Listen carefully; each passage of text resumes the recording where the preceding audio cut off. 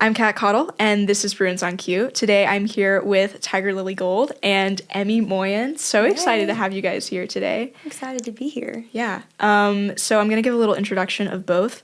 Tigirlily Gold is a country duo from Hazen, North Dakota. They graduated Belmont with degrees in music business in 2020, and since then have won an ACM for New Duo of the Year, released their debut album, Blonde, and have had Billboard chart success with a number of songs. They also just played the Opry for the 15th time, so welcome Tigirlily Gold. Hey, thanks for having us. That sounds that's so nice, that intro, but there's been a lot of stuff that hasn't been so nice to get to that point. So. Well, we can talk about all of that too. Yes. We can cover all the things. The journey, yeah. The whole journey. Well, thanks for having us. Of course, thanks for being here. And then Emmy Moyen is a junior at Belmont University, originally from Starkville, Mississippi. She's currently studying songwriting and music business and is a songwriting intern at Smack Songs. While at Belmont, she's gotten the opportunity to play Writer's Showcase, Country Showcase, and learn the ropes of the music business. She's also released an EP of her own. So welcome, Emmy. Thank you. Excited to be here. Smack. Go Smack. Smack. We love Smack. Yeah. One thing I noticed about both of you guys, you're all from small towns. Yes. And when I was meeting with Emmy, we first talked about the transition from being from a small town to coming to Nashville.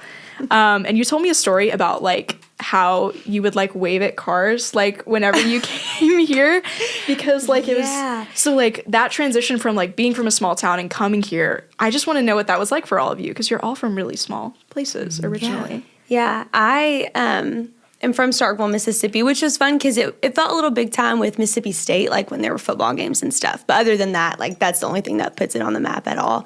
Like the nearest Target is an hour and a half away. Yes. And we got high-speed internet like 2020 where I live and stuff.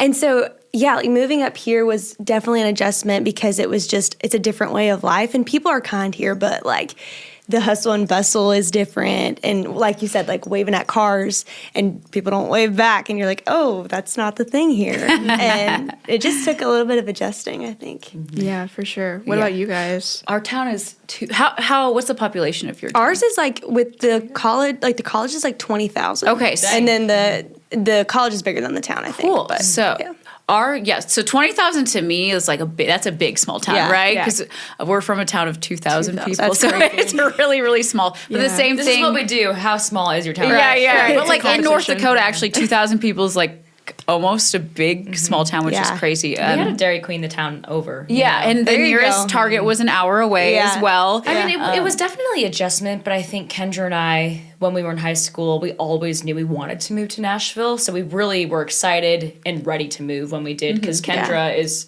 we're 2 years apart in age, even though we graduated in 2020. We'll get to that later, but she waited for me basically to graduate high school so we could move down to Nashville. So we were ready to roll. It's the small things, like the traffic or getting traffic. a parking ticket. I got 2 parking tickets at one time. You're like, Why do you know how that was possible? Why do you have to pay for parking ever? Like, it doesn't make sense. It's We never, insane. But we also didn't lock our doors. It's the Right. very small things that our mom made sure she beat through our heads before we went, like, everybody's out to kill you. You know, just be safe, lock your doors. But it was cool because we got to move together, and I think that made the adjustment a lot easier. for sure. Yeah.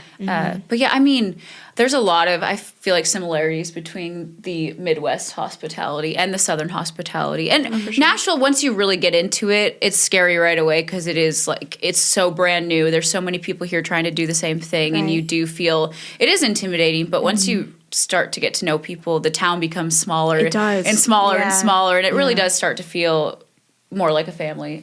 You know, we've almost been here 8 years now, which is crazy. And honestly, a lot of those friends we found at Belmont. You know, we had a friends night last night, and the friends that came over were from Belmont, and they're our best friends still. We haven't made any new friends. No, so make them now.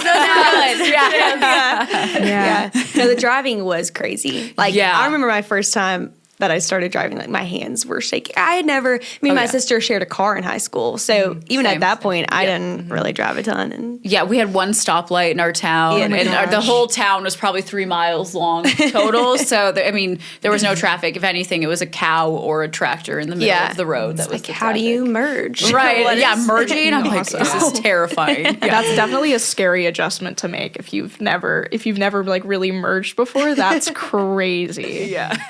Yeah, I feel like Nashville is like, even like in the 4 years I've been here, like I feel like the first 2 years I like was like, wow, there's so many people I don't know. But now I'm like putting all the dots together. I'm like, whoa, this person is connected to this person and this person is connected to this person. So it really does start to like feel like it is competitive, but there's very much this element of like everybody's doing it together and we're all kind of rising together. And that's what I like love the most about it. Do you guys feel like a lot of the people you like met at Belmont, have you gotten to see like, what's that been like getting to see everybody kind of succeed over time? It's really fun 'cause we're fun. 5 years graduated now, and So old. well, first of all, we work with a lot of people who are Belmont alum.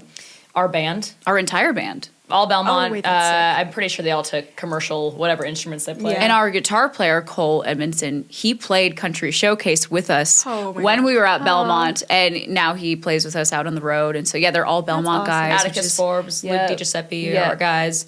And people we work with in the industry. Other artists we got to meet along the way. Honestly, a lot of people, even people who judged us at Country Showcase, now later, it's fun to run into them a couple years later when they can really help us out now. Even some of our adjunct professors, we work with them now. Like they work at YouTube or Spotify. And it's so funny because they had me as a student and now it's, more like colleagues, which is so weird. Right. So in every capacity, or like, for instance, if we see another artist out on the road, part of their team is someone we know who was at Belmont with us. It's just, it's everywhere. And so I think that's, for us, the biggest takeaway from Belmont is just all the people you meet and the relationships you make while you're here. It's so important. I know you guys have probably been told that a million times already. But it really is true. It is true. It is something that kind of creeps up on you later. You don't start to see it till you're about 5 to 10, because it takes people a while to kind of build up through the workforce. And But 5 to 10 years, you start seeing, these are all Belmont alumni who have worked their way up and just taken over Nashville, really. All the LinkedIn connections in like 5 years are gonna go crazy. Yeah. Like, all these Belmont people that I know. Right. Another thing that you guys are doing, I don't know if you're still doing it right now, but I saw it on your Instagram, the Opry Next Stage. Yeah. And you're also doing that with, I know, at least one other Belmont alumni. What has that been like for you guys to do that experience? So that just announced, actually. So we are the class of 2025. Yes. Right, that's the year we're in. But Dash is in the class, and I believe she went here for a semester. She was here at some point. Yeah. I know she has Belmont roots, and so it's been so fun getting to know her and see her success. And we, when we did Country Showcase, it was Ashley Cook, who she's doing great, Patrick Murphy, Alyssa Newton. So it's like everyone's just, it's so fun to see everybody flourish. But the Opry, we've played it 15 times now at this point, which is insane to even say that, because it's always been just the biggest dream of ours to do something like that. And to be part of the Opry Next Stage program, it's just a really true honor from the Opry for them to say, hey, we believe in what you're doing and what you bring to country music. I think, the Grand Ole Opry is the biggest and most iconic stage in country music. And so, we're really excited to be part of that class and make the Opry hopefully very proud. That's awesome. Yeah, congrats. That's awesome. Thank you. Have you been to the Opry? Yes. Yeah, of course. It's love it. just And that's the so stuff. special. While we were at Belmont, we've always had the goal to play the Grand Ole Opry. But that stuff seems so far away sometimes, especially when you're in college or haven't moved here yet. But Those are really like the grinding years. Yeah, it's really formative years, but every step you take during college, any part of your career, it all matters. And that's what I say to people who are maybe younger, new to town. It's like, do everything. Yes. Do everything you possibly can. Everything. You're going to be super tired. You're not going to sleep a lot. You might not get A's in every one of your classes, and that's fine. That's okay. Yeah. really good. It's okay, Mom and Dad. Flunk out, like C's get degrees, but do everything you can, because I think it's important to involve yourself in college, but also just as much or more outside of college in Nashville too. And I think as long if you do both those things, good to go. Yeah. We definitely talked about that too. Like, because I was like, when I was talking to you, like about the grind of just being on Music Row and like writing doubles and all of that, and like you're already doing so much of that. So what has that been like, balancing school and also being outside and trying to write with people that are at Belmont, but also like kind of explore all your options, you know? It's been a learning experience. Like I take classes Monday, Wednesday nights and online. So that's given me a lot of freedom of like my days. What we did. Yeah, literally we are the same. We did Tuesdays and Thursdays, wrote Mondays, Wednesdays, played Broadway, Thursday, Friday, Saturday. So you're you're doing it perfect. Yeah, well, thank you. I'm trying, you know, it's like I don't really sleep a lot, but it's like you're having so much fun doing all these other things, and it's like this hunger and excitement around it of like you're learning so much, but you also feel like you're moving forward. And the writing, I mean, I love songwriting. I'm dead set on the artist thing, but like I'm a songwriter first, and just getting in the room with people all day, but kind of what you have to do to prepare on the weekends to feel fresh ideas every week if you're writing 6, 7, 8 times. And it's been a lot of fun, but it's like we're really in the thick of this. Yeah. But it also, I feel like the further I get into it, the more I'm like, this is what I want to do, and this is a grind right now. But it's not like the grind goes away. Like, no. It's just different things. So I feel like I'm looking at myself 5 years ago. But I will tell you, this is a side note before we get into other stuff. You intern at Smack Songs. I do. We're assigned to Smack Songs as writers. Yes. I couldn't even get an internship at Smack. So you're already a step ahead. Thank you. Yeah, so you're already way ahead of the game. I joke with Lee, our publisher, Lee Crable, and to be fair, my resume sucked. All I had was I'm an artist. Yeah, they were like, this girl won't do anything. Artist. But I did apply to be an intern at Smack. I didn't even get an interview. So you're like you're so far ahead. Well, I was like too, like their songwriting, because the Warner Chappell songwriting one is like an application and you apply and it's with the songwriting program, and Smack kind of does it as they feel necessary or they want to. So I just like walked in the meeting and I was so nervous to ask, but I was like, look, the worst they can tell me is no. I'm just gonna see if they would be up for it, and it's been like they're amazing over there. It's been the best thing. Well, I'm glad you're having a good time. Thank It's you. good people over there, and you can learn just so much. I mean, there's so many different kinds of writers over there too. So I think that's they have like a really diverse roster. Unique and diverse. Super talented. But the grind, it doesn't stop. I'm not going to say it gets easier. It's just different things that keep you busy. Phases. Right. We signed to Monument Records about 3 or 4 years ago, and I think the last 2 years of our lives have been the busiest. But it's different things, and also it's things that always excite you. Right. We've been on a radio tour for basically the last 2.5 years, working our songs at country radio.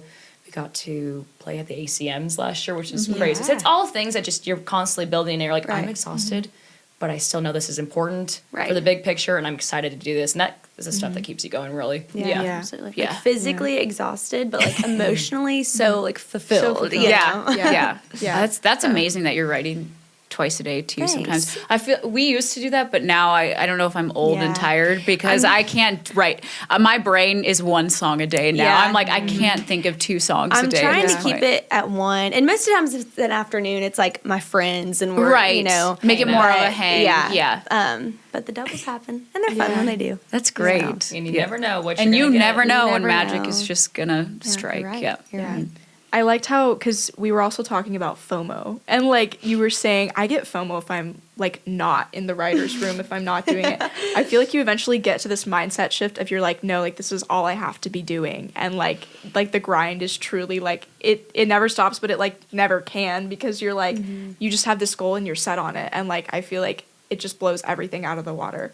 I also want to ask about like recovering and like dealing with like that kind of burnout. How do you guys like make sure your brains aren't like completely like just exploding with like writing all the time and like doing all the stuff? Like I really That's a great question. Have we figured that out yet? What do y'all think about that? Say everyone does their best to try to handle it, but it's really, really hard to say no to opportunities because you've worked so hard and so long. So when stuff comes in, you're like, I know I need to rest, but this just came in and I have to take this. And you do, because that's what you do. It's just knowing that there's a light at the end of the tunnel. Truly. And we have hit our breaking points before physically and emotionally to where it kind of piles up and you haven't been taking care of yourself, just not because you're not trying, but I think it's important to know when your next off day is so you have something to look forward to, and just really be protective of your time.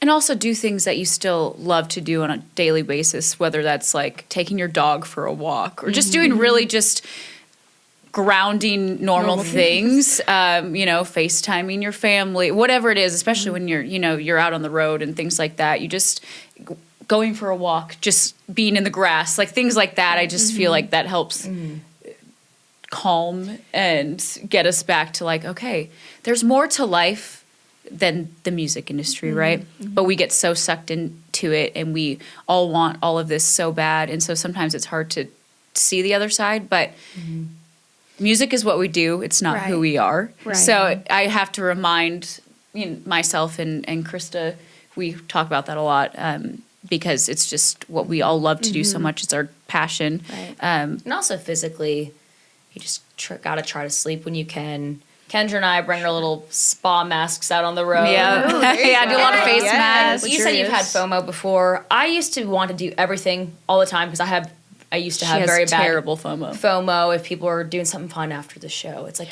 but you really have to pick and choose when you want to have your fun days or whatever. I won't do that till like the end of a run if I do that. And eventually you just have to go, no, I have to take care of myself right now. The longevity. Because you have to have longevity, and if you want to feel good, you have to step back and you have to take care of yourself.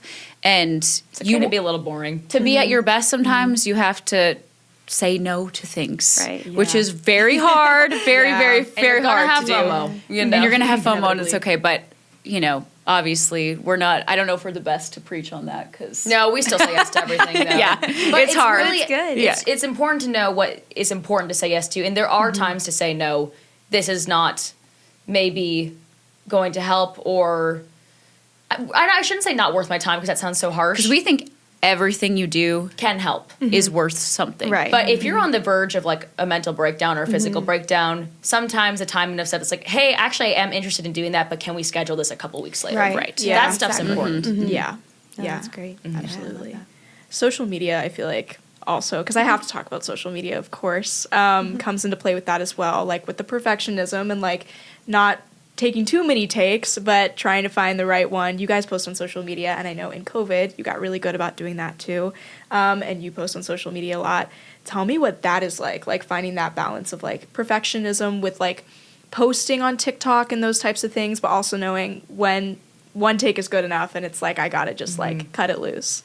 You go first. Yeah, I'm curious. When I mean, I don't know. When I started posting a lot, it took up so much time. I would do like 20 takes, or if like this note wasn't right or my hair wasn't right in this video or whatever. And now I think it's gotten to where like I don't have the time. Like I will start filming, maybe it's like 9 in the morning and I got to leave in 15 minutes for a coffee meeting. And so this is my time to do it and I get what I get.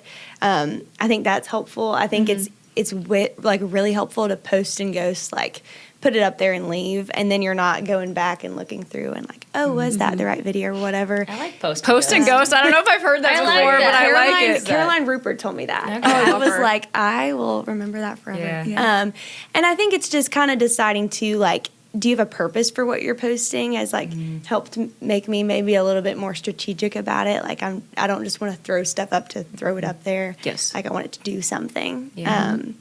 I don't know. And just realizing the perfection, honestly, I think sometimes people are drawn more to imperfection. Totally. You No know? one cares if it's perfect. Exactly. I would Relatable say that way. Kendra and I, and she does more of the social media stuff, so I will make 1 or 2 comments. But we are perfectionists with anything music related. If we're sitting down recording a cover, I'm not going to post it if it doesn't sound perfect. That's true. And just because it's the music's aspect of it, if it's personality stuff, we're taking pictures. Right. But as far as how I look, I don't care. We don't care anymore. We've not become perfectionists, just because it's life. I think people are drawn to just who you are. Right. real life. Right. People don't expect you to look perfect all the time because that's that's not real. Yeah. I don't think the perfectionism thing is going to change with having to record an acoustic cover. I mean, we've been doing social media 15 times before you like one. Yeah. How old were when we started YouTube? How old were we? Probably high school.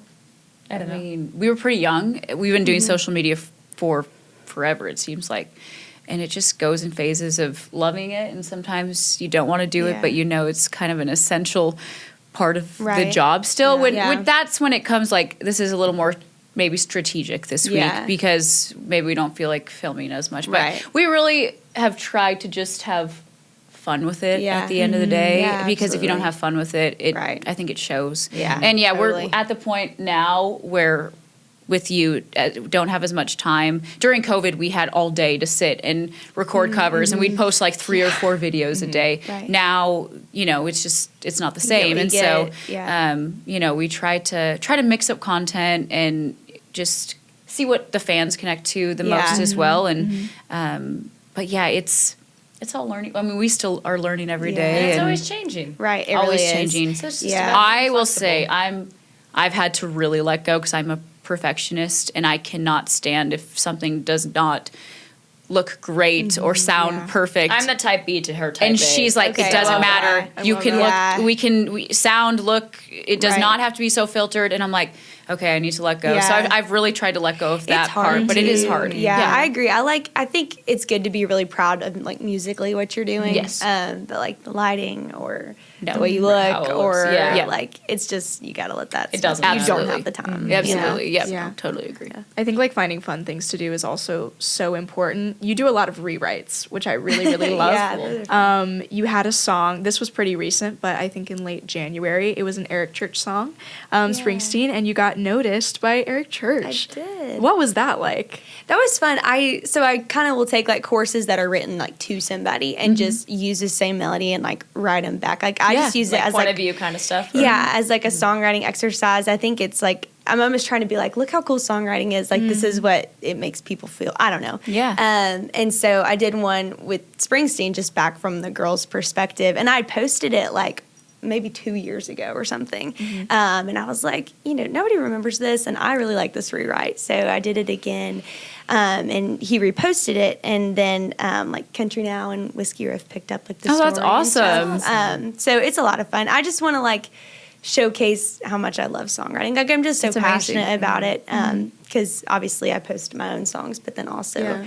I respect songwriters so much. And That's so- amazing. Yeah, thank you. Oh my gosh, Thanks. Eric Church knows what he's doing. Reposting you. Come I on. love his- And he Well, scares me thank in the best you. way possible, but he's so great. He's and like- So down. what's behind the sunglasses, Yeah, exactly. Like Yeah. Yeah, because he's like the goat. No, yeah, and Yeah. he's Is. so respected and so great at his craft. So like, Yeah. kudos. you. Yeah. I That's like the appreciate y'all. Simon Cowell, Yeah. Oh, thank you. Like that's like the So intimidating. ultimate Yeah. sign off. Well, Yeah. y'all kill it on social Oh, media. So thank you. look Yeah, up to your y'all. videos are so fun. Oh, Yeah. You did like a thanks. get ready with me for like the Opry, I think it was. and Yeah. I was, like, literally- Yeah, She's that's in her fun. Get Ready With Me era. So this is so funny because our labels like we actually had a meeting at the beginning of this year and they're like, we love what you guys are doing on socials, but honestly if you want to just do more like random content on socials, go for it. And I was like, I love doing makeup. It's like I love makeup and hair. great and at it. Yeah, Looks Thank great. you. A moment Thank for the you. makeup. Yeah. A moment for Right. the makeup. Come over, Close up. we'll do each Yes, other's makeup. please Zoom in. teach me. Your So ways. I actually filmed one today before this There you too go. with my husband Jared. So you'll see it probably on socials tomorrow. But Yay. I'm trying to do like a get ready with me once a week,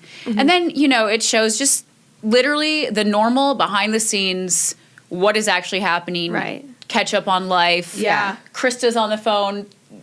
Yelling at me because I thought I lost my keys and I thought And she stole them. I was like, I didn't take your keys. So like that's going in the video. It's just Yeah, like yeah. I think trying to do that stuff once a week along with Right. the more professional, pristine content is just fun and Yeah. But yeah, lighthearted. I think at the end of the day, socials, obviously we care about it, we need it, Yes. love, hate it, but it's also not the whole picture of a career. Right. It's a Just huge because you don't have a part. song getting hundreds of thousands of views doesn't mean it's not a good song. Right. It Yeah. might connect better lives. So it's one big piece of the picture. Also, But you can still be a very successful band without being TikTok viral. It's great when it Yeah, happens. right. It's Yeah. awesome when it happens, but it's not necessary Right. either. yeah, because during COVID we were going so viral all the time, and then it like some reason totally shifted, and we could not get a video to go viral. And then we've had It's just waves. It's such Yeah. So waves, unpredictable. It so you is. can't get in your head about it. It's Right. just Post and ghost. Right. I like that. Leave it. Post and ghost, baby. Put it on. Yeah. I could have summed that Go up do in your like, thing. I talked for 5 minutes, but ghost and post. Post and ghost. Post and Post ghost. and ghost, yes.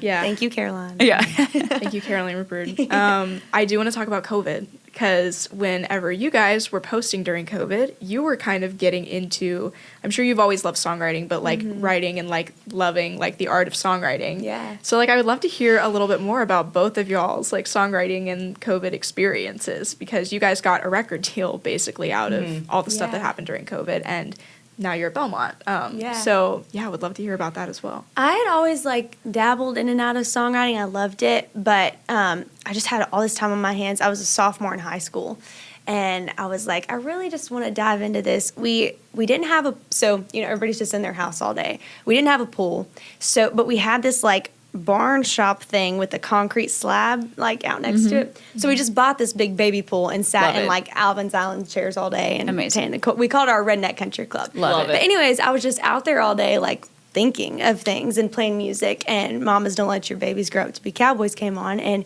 it was kind of like I missed along the rewrite idea, but like this is cool, like I wonder what the dads would say about this. And so I went in that night and wrote a song called Dads Don't Let Your Girls Love Cowboys, and we had a bonfire that night and I played it for my family, and it was just like I just had this feeling of like so much purpose and like this is what I want to do, this makes me feel alive, and kind of couldn't put it down after that. That's amazing. I love Thanks. that. Thanks.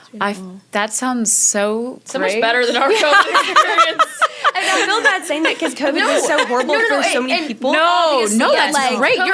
But it was like also living at like you're a sophomore in high school. yeah. You're like it was a good age because it was like no college. I didn't miss any proms or agree. graduations. You're not paying rent yet at this Yeah, point. exactly. You know? So, hey, some people were able to make the best of COVID, and I'm happy. and honestly, there were many silver linings for us. it's as assumed well. that it was Yeah. a sucky time for most people, though. Yeah. So you don't have to Yes. like No, put a disclaimer on it. I'm obsessed that you found songwriting Thanks. and had a redneck pool and like I that's can't wait to amazing. hear about y'all's because I mean it was like the moon in COVID. I think there were a lot of We- silver linings to y'all. There was, Yeah. there was. So at that time, we were playing right before COVID 3 times a week down on Broadway. We were playing at Dirk Bentley's Whiskey Row. Yeah. That was how we paid our bills. We were still in college. So we'd go to college, during the week, right during the week, Friday, Saturday, Sunday, play at Whiskey Row. And that was our hustle at that point. Yeah. And obviously, bars shut down, COVID happened, and it was kind of a pivotal moment for Kendra and I, just because we could no longer make money doing music, and we'd always made it through somehow, scraping by. And we kind of really had to ask ourselves, do we still really want this? Yeah. And I started forcing Kendra to post on TikTok. I don't know why. I was bored. Really, honestly, Yeah. out of just curiosity and having nothing to do. I started posting just random trending videos. And then I had a video blow up. Actually, this is funny. It was actually concerning Belmont. I showed people how to use voice type on a Mac. I didn't actually remember how to do it anymore because I was like, hey, if you're a really bad typer, this will help you in college. Because we were still finishing our last Yeah. semester at college. It got 3 yeah. million views. And I was like, this is so stupid. That's If I can get 3 amazing. million views on a video I don't care about, let's post our music on here. So I finally got Kendra to sit down with me. We just started doing covers that we would do on Broadway in our kitchen, little acoustic covers. awesome. And those started really taking off. And it really helped us have joy still doing music in COVID. Yeah, because we lost a lot of it, and honestly, we had no idea. Like, is this going to be the end of music? Like, are we going to have to? Yeah. Are we going to move back home to North Dakota? Are we going to have to leave Nashville? It was just really how bad do we really want this, and how are we going to make this work? How long is this going to last? Right. You know, that we can't even make a living doing this, and so it was really hard, but. Somehow, some way, about a year into the pandemic, we got a call from Monument Records, which is a division of Sony. So it's owned by half Sony and then half Shane McAnally and Jason Owen, who are just incredible people and powerhouses in this town. And we had actually met with Monument maybe a year into being in Nashville. They had just reopened maybe a few years ago. And we're 2017. So yeah, and so we went in and we played I think 2 songs, and we met with Katie McCartney over there, and the meeting went well, but just never really nothing happened. Never heard anything, so we were kind of like, okay, maybe this is just not meant to be, not a closed door, whatever. But then it just came really full circle, and we had a Ked's Shoes campaign also come out at that time. Thankfully, our socials were doing well, and they had known that we had just been playing on Broadway and paying our dues for a long time. And so we went in and we played for them and signed a deal about a week later with them. It was so quick. But we knew in our hearts that this was the team we wanted to be with. And you have to follow your gut a lot in this town and your lawyer's advice. But gut first. And I was the most nervous we've ever been going into the office. I had to play for Shane and Jason and Katie. But we just knew, it's like, hey, not too often do you get these kind of opportunities. And these are people who could actually really change your lives. Right. So, we signed with Monument. Still very happy to be there. Yeah. It's interesting because we signed a record deal before we signed a publishing deal. Sometimes it's the opposite way. Yeah, because you said songwriter and then artist. Like, you feel like songwriting's your first love. For us, it's almost the opposite, where we feel like artist is number one, Very performing, and then songwriting actually probably comes second. I mean, we love both so much, but no, that totally if we makes had sense. to choose, And then that makes sense too that you would sign record Yeah. deal before and then we we're signed with Smack about a half a year later. And it was funny because we started playing, while we had a record deal, we would still play once a week on Broadway because you don't just become rich when you sign a record deal. Right. Some people do. We did not. I'd like to know those people. But actually, Lee Crable, who signed us at Smack, he would come down to Whiskey Row every once in a while and kind of check it out, see what was up. And interestingly enough, for Lee, a lot of the reason why he signed us is he believed in our songwriting and our artist career, but just how hard we work in our hustle. And he's like, these girls are going to make it happen. So just telling you, you never know. You think industry people think a certain way, or if they would or wouldn't like certain things, but you never know. And we never thought we would get discovered down on Broadway, because that's not really a thing anymore. But when it came into signing a record didn't deal, hurt us. It helped us actually more than you would even think, because they're like, they have all these hours of experience, how to work a crowd, you know, all these different things. They're also not going to so comfortable on a stage. Y'all were playing for like 3 to 4 hours. They're also not going to die if we send them out on radio tour. Also. Right. We're going to survive. They're not going to totally kill us. Right. But yeah, they're like 4-hour shows down on Broadway, so we'd have to learn.